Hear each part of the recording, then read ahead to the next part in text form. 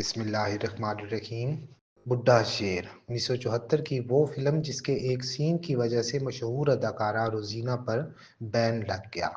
میں ٹوٹے کر دیں گی والا ڈائیلاگ تو آپ کو یاد ہوگا۔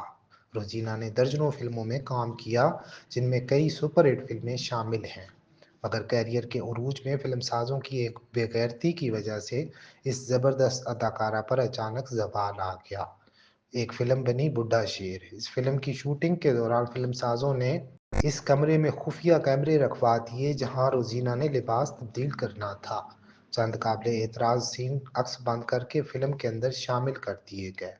جب فلم سینما پر چلی اور لوگوں نے روزینہ کے یہ سین دیکھے تو سینما سکرین کو جوتیاں ماری گئی اور سینسر بورڈ نے روزینہ پر بین لگا دیا۔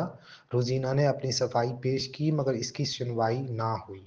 بعد میں اس نے پھر کچھ فلموں میں کام کیا مگر اب فلم بینوں کے اندر اس کی پسندیدگی بہت کم ہو چکی تھی۔